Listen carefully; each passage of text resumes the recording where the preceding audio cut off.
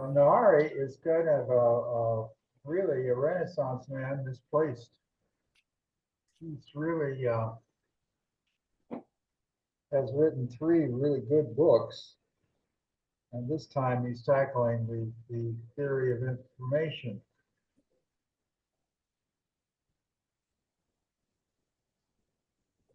I found it to be very enlightening. How about the rest of you? I The one thought thing I the got first was- video was very informative to me, and AI is a subject that I look at pretty closely, but I look at more the application details than the ethics and impact of it. And he looked a lot at the ethics and impact of it. Warren, you were going to say something. The one thing I could understand was the railroad in 1830. 2 years later, it had no impact. But subsequently, outrageous Right. impact. Because I remember Lincoln with the Transcontinental Railroad in the mid 1860s to unify the whole country of the United States. That dramatic change. But 2 years after the inception of the first railroad, no changes.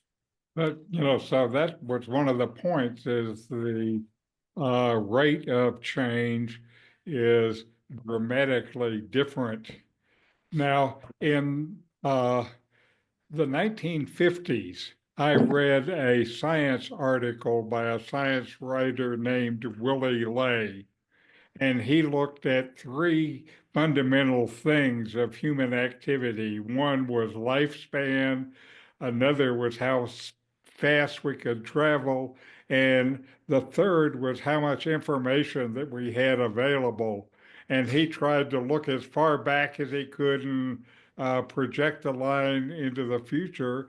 And about the year 2000, all of those lines became asymptotic, that is, vertical. And, I thought as the internet was coming there, this is the vertical infinite access to information. What AI gives us, though, is the ability to use and manipulate the information almost at an infinite level. So it takes this amazing projection I read in the 1950s and takes it to the next whole level.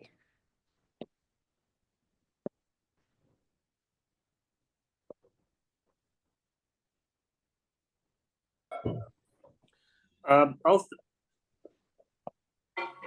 make a couple of initial points, or one point and one question. Which one of the main things I got out of the book, I happened to be reading the book when the topic was sent around by Bob. I'm a big fan of Yuval Harari. I've read I think all four of his books. He may have another one. And I like his writing a lot.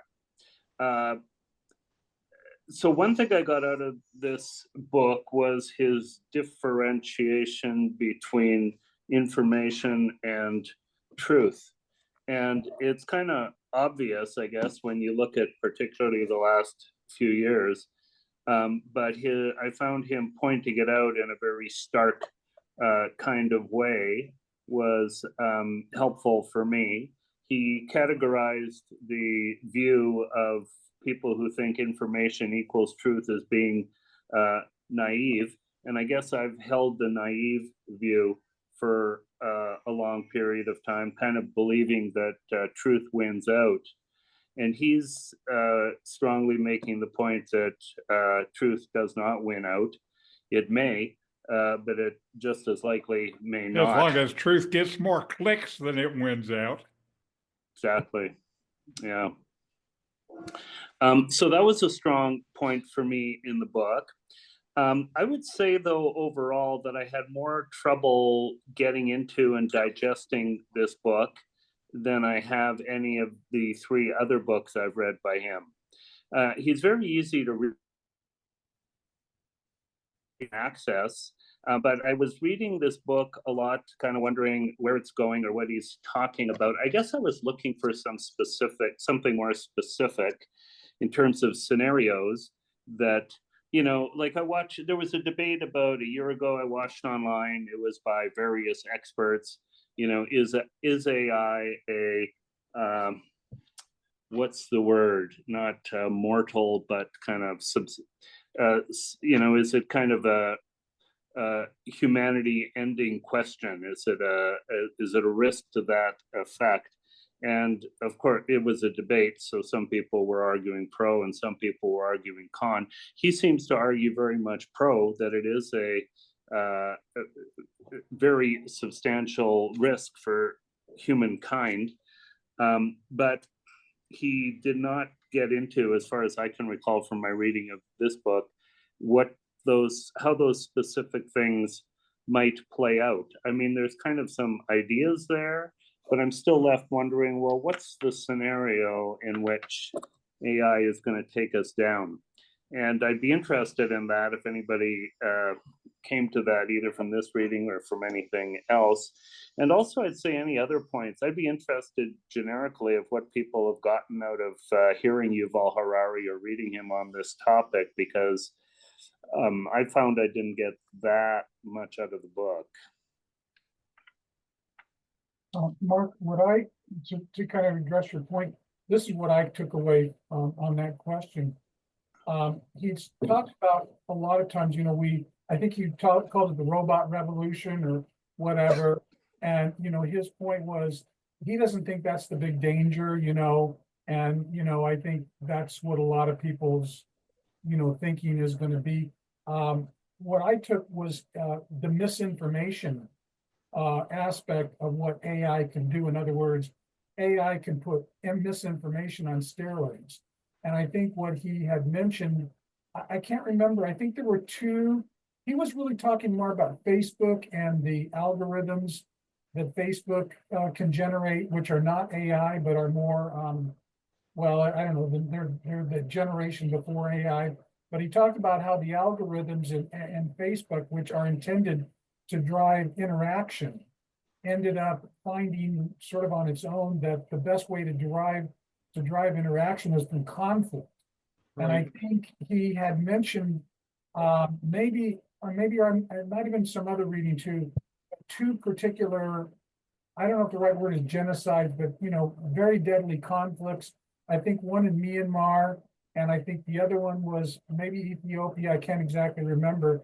And my reading was that was his big worry, was that AI was going to, in its generation of misinformation, drive conflict. I mean, I think misinformation, we can see the negative effect already it's had in the United States in the last presidential and maybe the last few presidential elections, and how it's driven people to, extreme conflict and to positions that are, so absurd.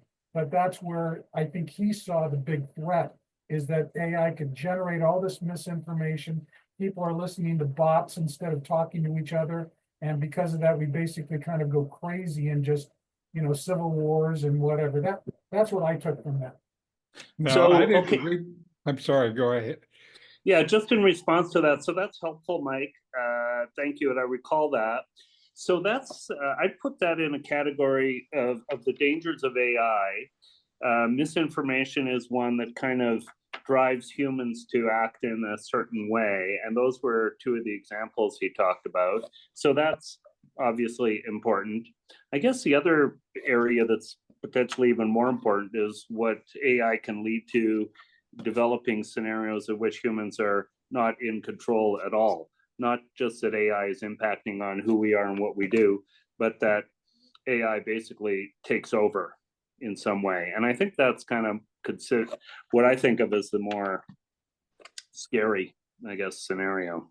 And I don't know if he addressed that at all, and if anybody No, does. I was going to say I didn't read the book. I watched the first long video that Bob gave us, and one of the points that I took from it real clearly was AI agents, that we are almost to the point where you'll be able to use AI agents to do things like handle your social media and your routine email and all of this other stuff. And with AI, you can use it essentially to create artificial personalities and entities that interact with other people and take the human load of communication off your back.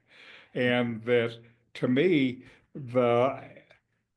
these agents represent a part of the real risk and complication of AI. I use AI to help me write now, uh, to help me do videos that I produce and write the scripts. That's a very different thing than using AI to uh, interact with all of these people on social media and et cetera, create a phony people interacting with the world. But the scary thing he pointed out was the use of AI by autocrats. Bill? I was going to say that there was one part in one video where ChatGPT was trying to get into a bank account and it came up with this thing with the windows to, are you a robot? And he said, no, I'm not a robot. And he had to look at those windows and see if there were, how many had bicycles in them or something like that. And the scary part was he said, I can't do that because I'm visually, it lied to the bank. It said, I'm visually impaired and I can't tell which one has bicycles. And so the bank got, I don't know if it was a person or a algorithm, let him in to the bank account, because the scary thing was that the Chat GPT-4 lied about it. He misrepresented himself, visually impaired person, and the human believed it. Lie. That was the scary part. I caught the same thing, Bill, and the thing was, it wasn't a dumb lie, it was a smart lie. And it figured out the kind of lie that would exactly work. And I thought that was the most scary part of the thing to me also.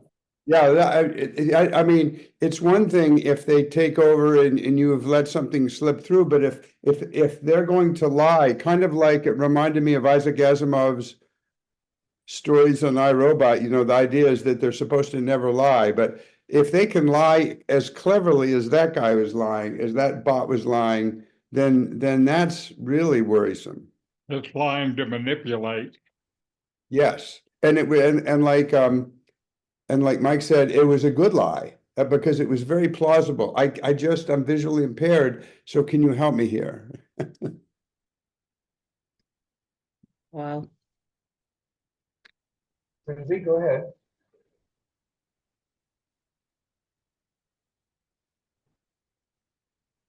Well, a couple things that struck me. One is that you go back to the old garbage in, garbage out.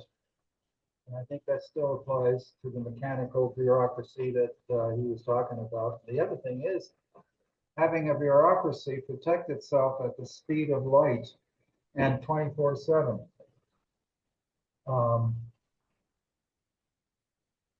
By twisting within its own algorithms, there's no such thing as truth anymore. There's only information, misinformation, disinformation, and bending of reality and perception.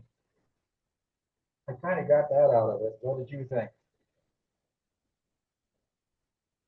Well, one of the things that I got out of it was a rule that I learned in working in Silicon Valley that seems to be the heart of all of the trouble that we're having with AI. And the rule is that every solution has a new problem.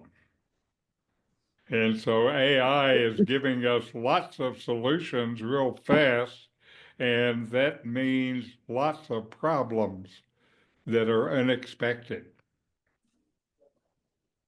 Bob, I didn't quite follow your point. Would you mind repeating it? I'm not sure if Richard was responding to that or something else. Anyway, I learned in Silicon Valley that every solution has its own problems. My point, Mark, was that you go back to the old phrase in computers, garbage in, garbage out. And if you start that as a premise on information, disinformation, or disinformation, and the way that the algorithms meld online towards reality and truth, you develop this what he called a bureaucracy of machines at the speed of light, we're in trouble. So there was a big section in the book, and also mentioned in some of the videos, about move. I think it was 37 in this historic Go In game. the Go game, yes. Yeah. Where a Go master was playing the computer, and the computer made this move that was clearly like the worst move ever made in a Go game, because it had never been thought of or tried in 2,500 years of the game. And the move turned out to be the most brilliant move. But not that it was brilliant was the point. The point was it had never been conceptualized by humans in 2,500 years of playing this game that this approach would work. I actually saw a video of the game. You're right.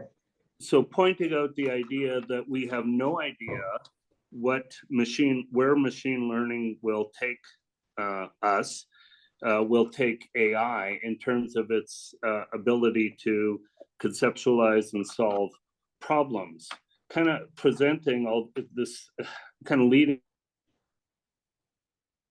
to the idea, I think, that kind of whatever task you assign AI, it's quite likely that humans are going to be an impediment to the completion of the task, and that at some point it will become the case that, with the solution of some task, that anything that has human inputs will no longer be desirable.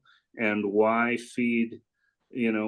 carry out all these AI and computer generated processes that are involved with shipping or supply or growing food or feeding people, when it's really just getting in the way of the solution of the problem that the AI has been assigned.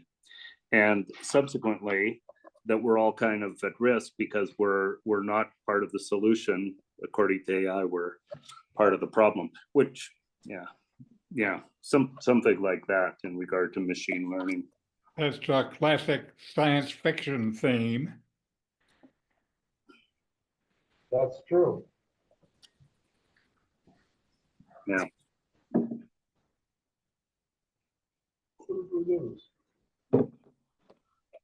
It reminded me of the 4 rules of robotics, or however many rules Asimov came up with. 4 rules, yes. For avoiding the robots to take over from humans. So he knew right away that this was a danger, and he created these ironclad rules, to follow. They were simple, but they were ironclad. And I think the problem is we don't have any rules, or we're able to impose rules like that on AI. That seems like it's an oversimplification, but I'm just reminded of that in this discussion. Where are the guardrails? What? Where are the guardrails on the programs, on the algorithms? I thought one of the points that he made real clearly is to understand AI, you need to look at where are the incentives. And the incentives are for these capitalist companies that want to outcompete the other one and take advantage of what they see as a market opportunity and make a bunch of money. Certainly the incentive is not to serve humanity. But a more substantial issue actually is the Chinese autocracy, and their leaps forward in AI, perhaps exceeding that of the West.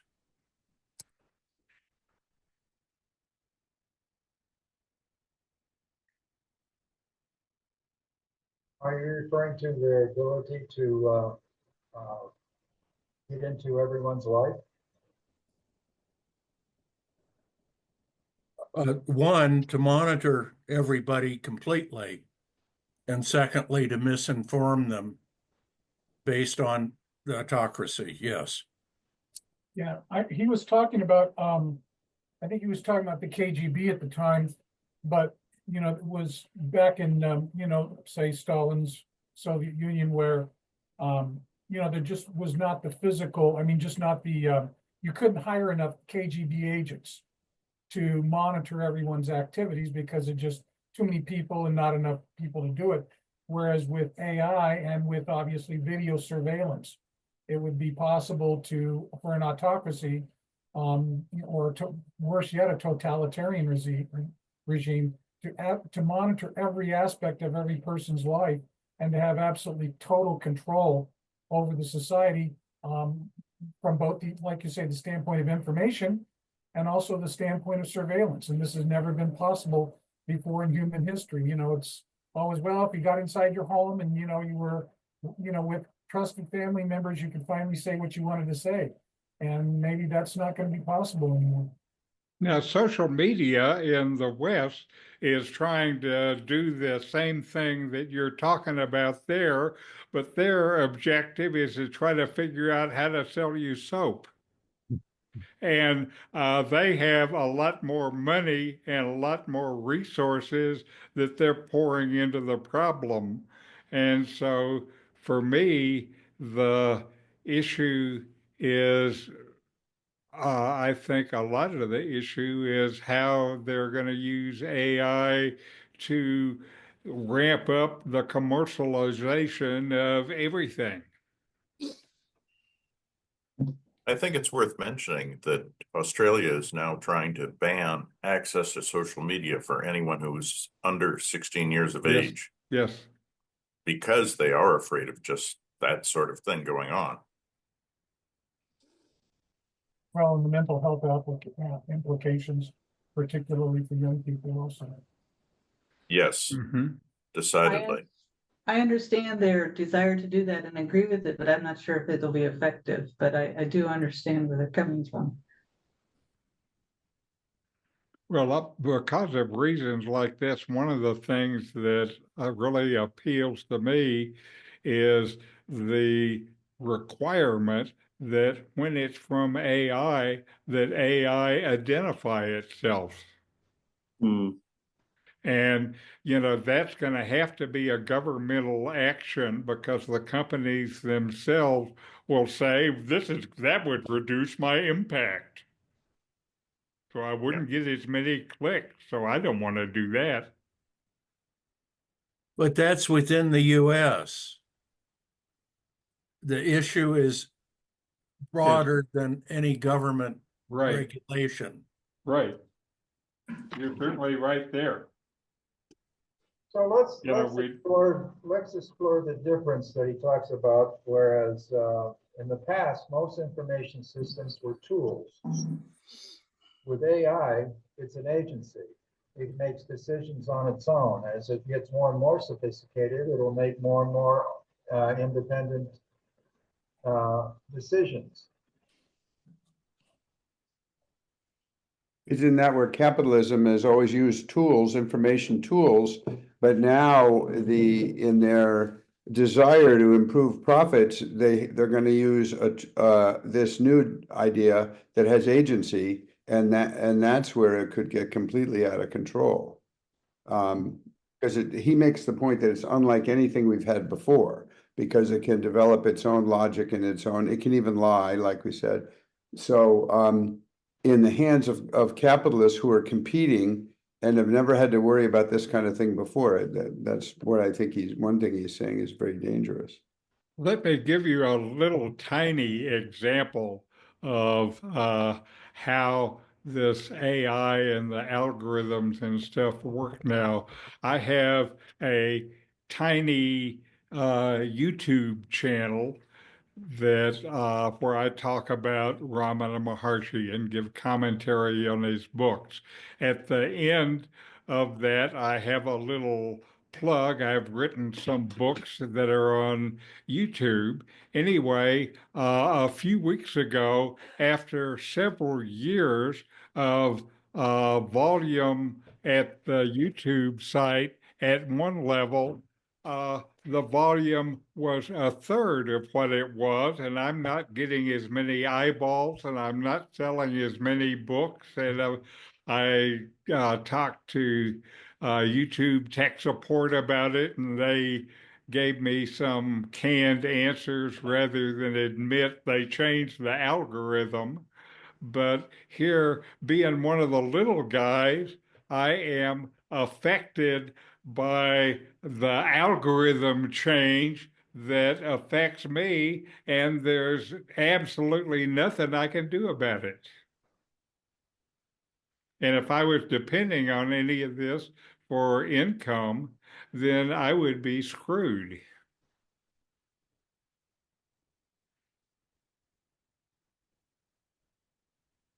I think the biggest thing with the agency, and I think, that Bill brought up again with the line, is that the difference between agency and a tool, to me, is a tool is static. A tool is something that you're always in control of. If you have a hammer, that hammer is going to stay hung up on the wall until you pick it up and use it. Whereas something with agency has the ability to that's where the hammer can take itself and start swinging itself, and you don't have to be involved. And I think that's obviously the big concern. At least that's my big concern with it. The other thing is that it's in its infancy. Who knows at the speed of development what will happen in the next 5 years? Can you just imagine having a problem with your bank account and calling up the bank and saying, what happened to my money in my account? And the bank investigating it and saying, I'm sorry, we have no idea. We have no idea what happened because our algorithm did something. And because I think that's the thing in medical, like the AI systems are being used now to set the radiation on cancer patients. Based on all the data they have and everything. And basically the doctors are just going with what the AI says because it has more information. They know more than me, so I'll accept the computer.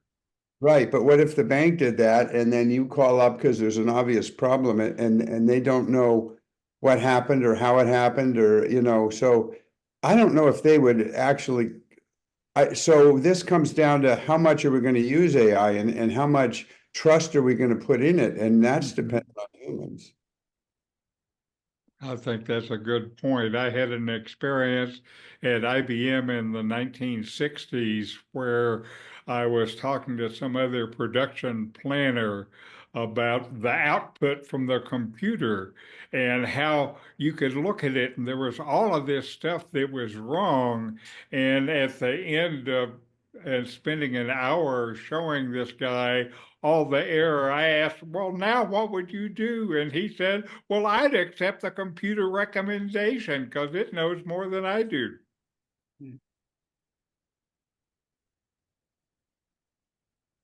Bob, I thought another thing that was important in the discussion was he talked about sort of the AI arms race. In other words, everybody is, we've sort of touched on this, but, everybody's trying to develop it and, and everybody say, well, I'm the good guy, and that other guy, he's the bad guy. So if I don't, because, another one of Harari's recommendation is we need to slow it down.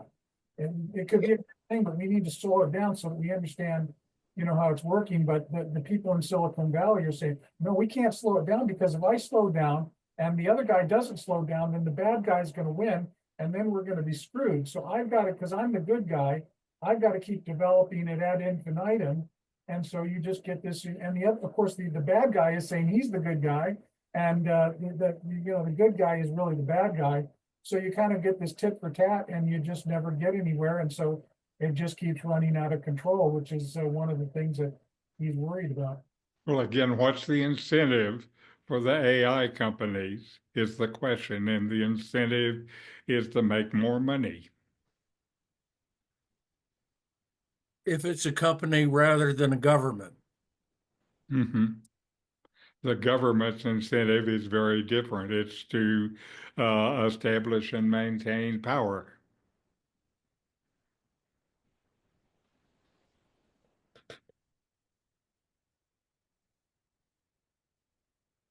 No, I'm gonna go back to something I learned a long time ago. Let's see if we can apply it to AI. Bureaucracies can, they're like trying to steer a battleship. You can't steer it very well. But bureaucracies always protect themselves and are not, will not change. They'll always protect themselves. The bureaucracy as a, not as a tool, but as an agency, will that do the same? Will it get so complicated and start thinking and protect itself from any guidelines in that itself has no morality or ethics? Question. Yeah, good point. Well, that's a good point, and to me, the answer would be yes, because it's because I'm thinking about the degree to which this already happens. Like I have two AIs loaded on the front, on my home page of my phone and iPad, and I use them a lot.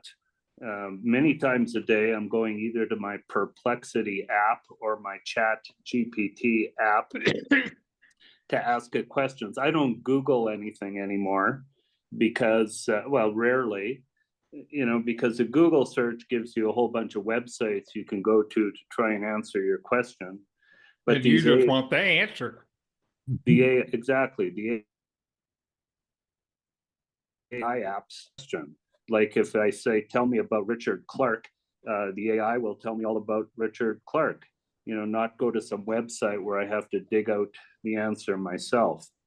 So my brother yesterday, still in keeping with the same theme, my brother yesterday sent me a YouTube video of Elon Musk criticizing workers in some scenario. So where he said, oh, Elon Musk really hates workers. So when I looked at this YouTube video, it was to me, it was clearly a deep fake, because the speech wasn't consistent, and it kind of jumped all over in terms of what his lips were doing. And so we're getting these things all the time, both generically, these types of things that come out that are deep fakes. So it's hard to know, and it'll only get more sophisticated. What you're seeing on your YouTube app is going to get a lot better. Yeah. And then there's personalized versions of this where people are getting phone calls and, with simulated voices from their grandchildren telling them they're in trouble and they need to send messages, and either leaving a message or engaging in conversation. So these types of fakes can be both generic and personal. And yeah, I think the answer, or my thought about Bob's question, is that kind of we're there already in terms of institutions, bureaucracies, individuals being able to present really whatever they want to get whatever their goal is met. But just like you did, Mark, you applied critical thinking to this video of Elon Musk. And we must continuously apply critical thinking to all the inputs that we receive. I don't think we're very good at that as a species.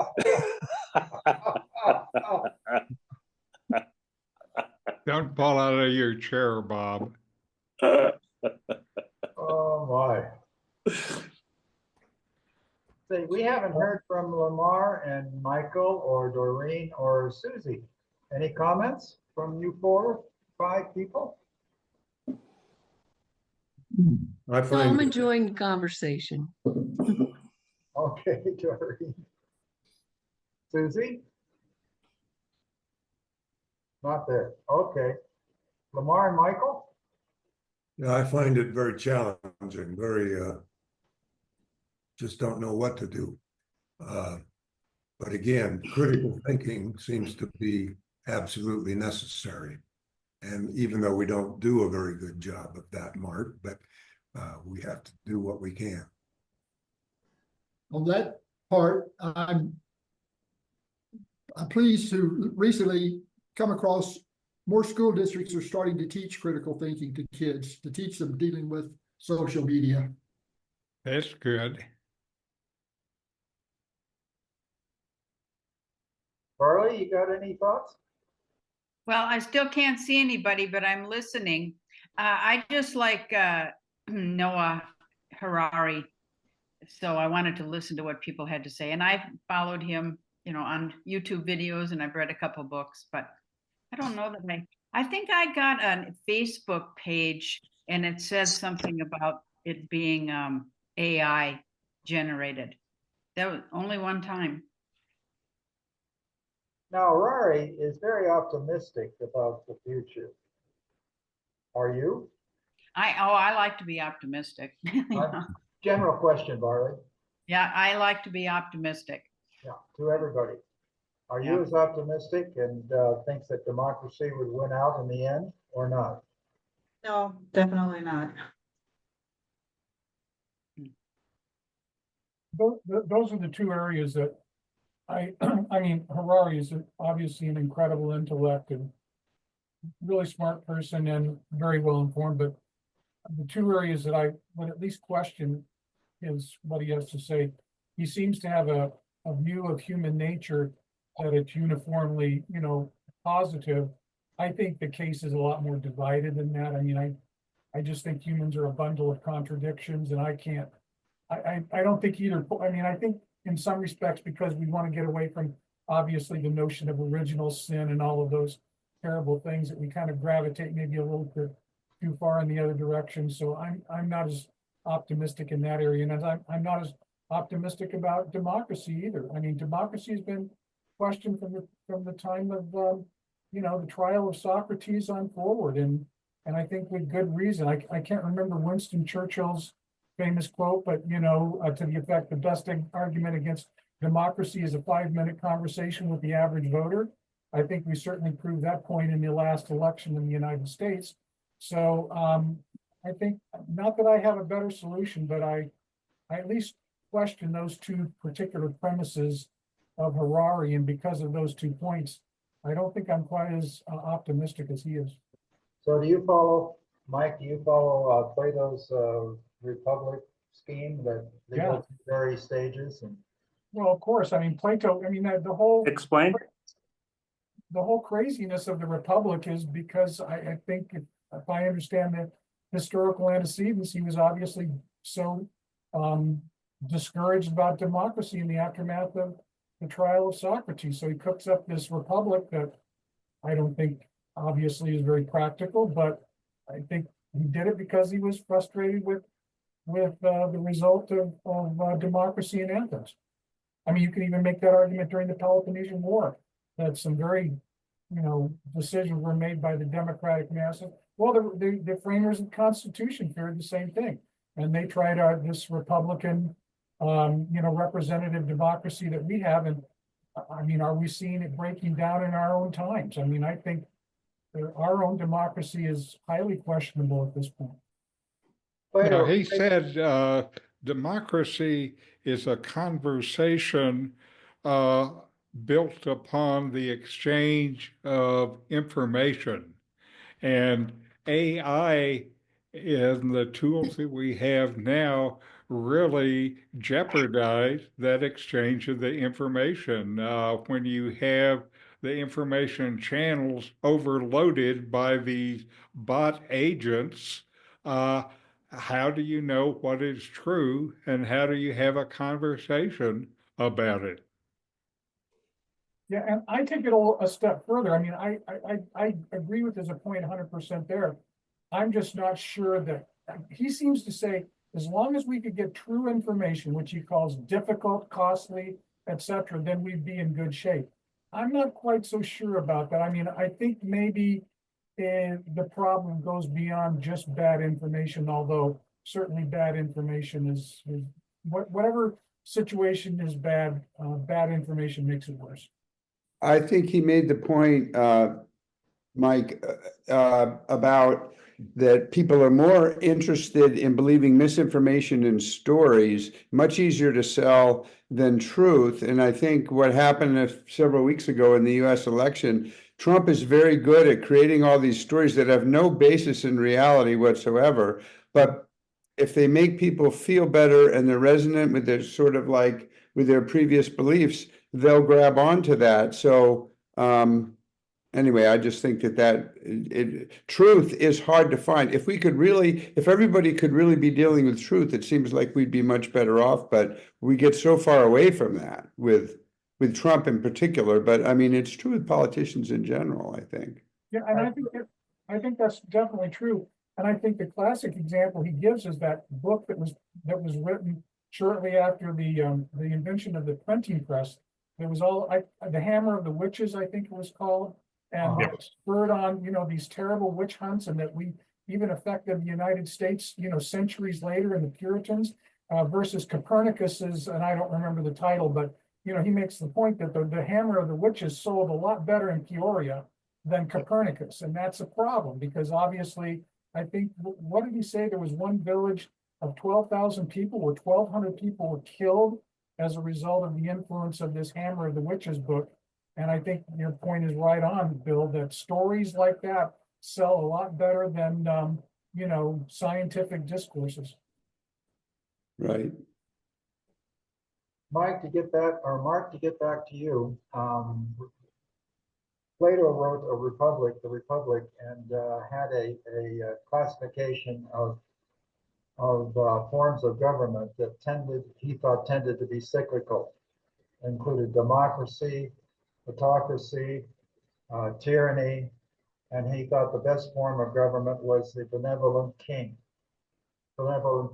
philosopher king, because he was a philosopher and people who were philosophers knew how to think. Thanks. In a nutshell.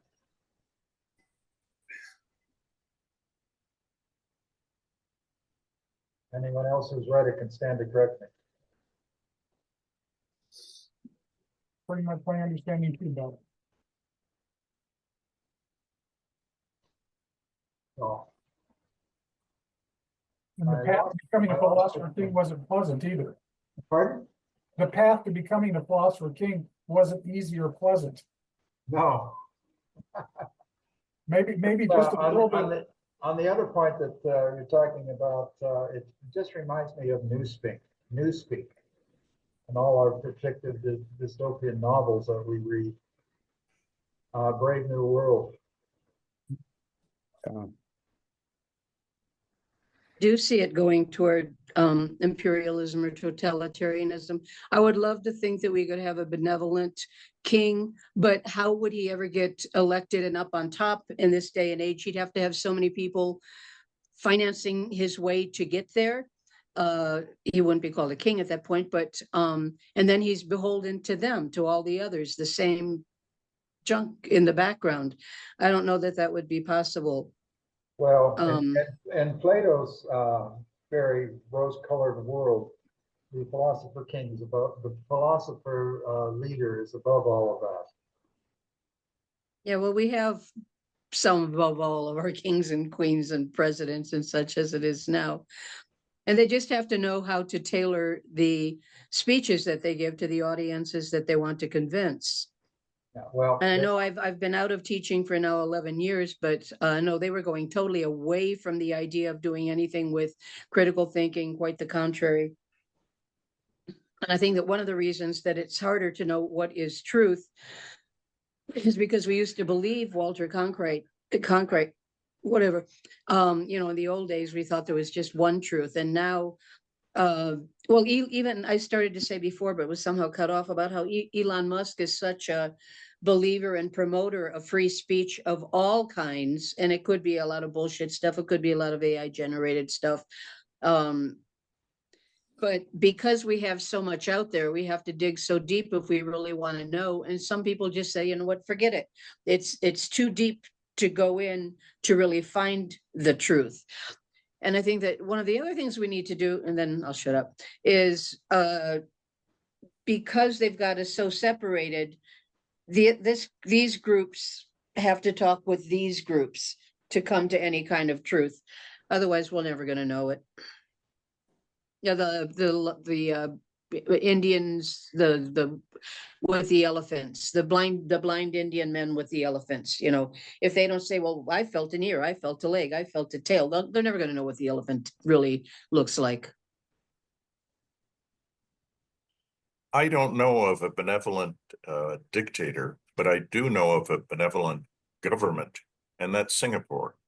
In Singapore, it is an autocratic system. There's only one political party, the People's Action Party, and they've been in power since independence. And they are benevolent. The country has thrived. It's an amazing situation. The people have given up their rights, just things like privacy and freedom of the press, freedom to speak their minds and so forth, to have the highest standard of living in Asia. So there is an example of how you can have a benevolent government. It is possible. And that is the most efficient form of government. Yeah, it is. I But just how do We're in you a get really big there? country, though. I mean, Singapore is a small place, and when I was there twice, they mostly live in high-rise apartments. You know, it's very easy, I think, to govern a small area like that. Could it Yes, happen no, in the no, US? you're correct. But that turns out to be the best form of government, to my thinking. Bill, I you do- were going to say something? Bill? Oh, yeah, I was just gonna say, I just got back from 3 weeks in Vietnam, and from all appearances, as you walk around and spend time with people, and people look happy, they're prosperous, there's a lot of foreign investment, but it is an autocratic communist state. And you wonder how much of how much is really visible to us. And I'm wondering, Keaton, you're impressed with Singapore, and I wonder how long a one autocratic state. Maybe I'm wrong. I mean, maybe they can. I mean, it's been 50 years that Vietnam has been communist, and Singapore, I don't even know how long, and they seem to be doing okay. But I don't know in the long run whether they really are, or how brittle they are if something threatens their rule or anything. So I'm not sure about that. But I saw this Vietnam looked pretty prosperous, but I don't think it really is. I don't think it's as prosperous as Singapore anyway. Oh, no, by no means. No. I would choose not to live in Singapore, although I have a permanent residency, because I am not willing to give up my rights to privacy, to watch television from a satellite receiver. These things are all prohibited in Singapore. Well, So, yeah, well, but I the didn't people enjoy it realize very. the satellite receiver was limited. Oh, absolutely. You cannot have a satellite receiver. And if you have a radio, you have to register it with the government. And you think you're going to have a walkie-talkie? No, not a chance. Any cell phone has to be registered with the government. As a foreigner going into the country, you have to present your passport, and they record it, and they know it's you. They monitor telephone calls, they monitor email, everything. But they have a good standard of living. What are you willing to sacrifice for a high standard of living? Question, because I don't know anything about Singapore, is as long as you're quote unquote good boys and girls, then they don't bother you too much. I mean, as long as you're girls. Yeah, President's good is this, that president's good is that. Yeah, that's obviously, but in other words, if they lay down whatever the stipulations are, and as long as you stay within the stipulations, you're good to go.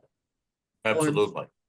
If you want to give a speech to the public, you have to give notice to the government, and they will record it, video and audio, and heaven help you if you are saying something against the government or something that is false. They're very, very cautious, shall we say. So, as I say, people have given up these various rights, freedoms, to have a very high standard of living. Well, And that's I what- think it'll Take a continue for different a that. I long don't time. think the standard of living is that great. I think it's great for tourists. There's so much to do and see and have fun for 2, 3, 4 days. I didn't see the people living that great. Well, if you look at the income per capita and so forth, it's the highest in Asia. Yeah, it is expensive, yes. Yes, Yeah. it's expensive to live there. That's true. And the medical care in Singapore vastly exceeds anything that we know in the US or Europe. Correct. And it costs next to nothing. They have policies that we would not agree to. For example, if you're a doctor in India and you want to immigrate to Singapore, you can do that, but you're going to have to work in a government hospital for maybe 10 years at a lower salary than others just to get that citizenship. So they have a lot of programs. And, you know, we're just now talking about getting competitive pricing on medications. Singapore has done this for decades. They go out and say, well, we want to get a statin for people that have high cholesterol. Okay, everybody bid. Now, side effects may be a little different, and one may be a little more effective than the other, but they bargain until they get the best price. What we should have been doing with Medicare and Medicaid forever. What I'm focusing in, finding interesting about this discussion about Singapore is kind of how governments and subsequently how AI will develop its control. There's a vignette that I think is true that Aldous Huxley knew Orwell.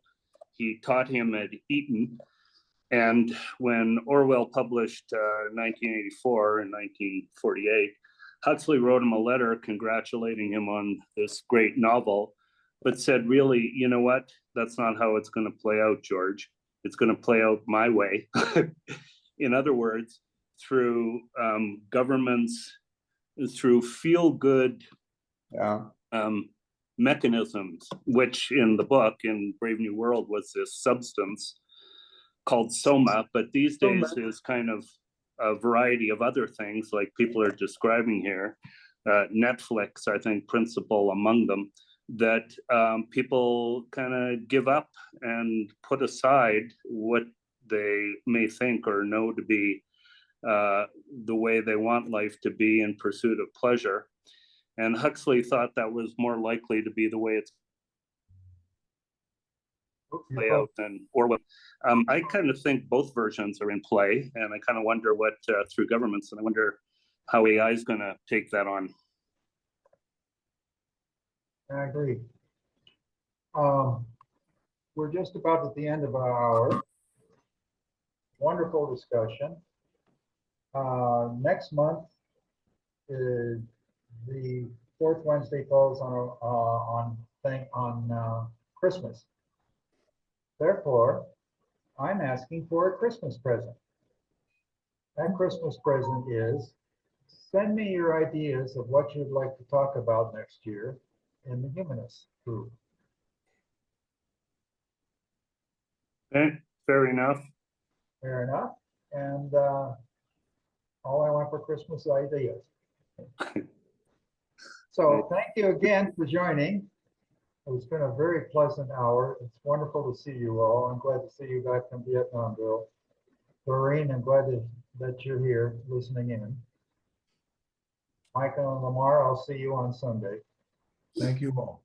And Bob, can I say something real quick? I wanted to get this in at some point. My former Unitarian church in Las Cruces, New Mexico, I think I sent you a copy to listen to it. Did you happen to hear? Did you listen?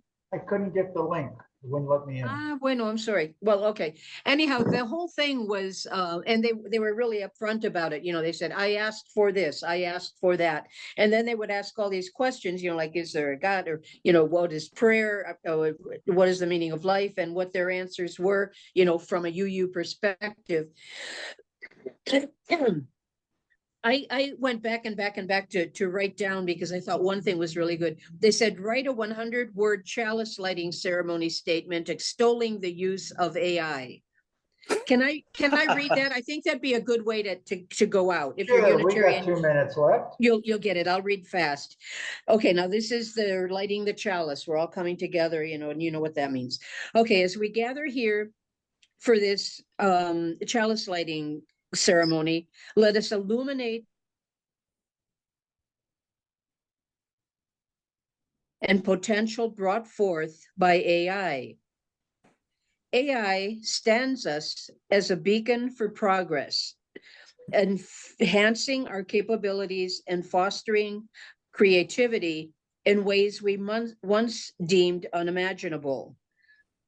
It empowers us to solve complex problems, connect deeply with one another, and push the boundaries of our human understanding. In this moment, may we embrace AI not as a replacement, but as a partner in our pursuit of knowledge, compassion, and a brighter future for us all. Let this light guide us toward that vision. Amen. Very May nice. it be so. On that note, happy gobble gobble day tomorrow. Enjoy your all Thanksgivings. Thank you, Bob. And Thank you. I'll talk to you later. Great to see you all. Thank Thanks, you, everyone. Bob. Yes, for putting great to this see on. Thank you for hosting. Thanks, Bob. I know. Thank Bye. you. Thanks for having me. Of course.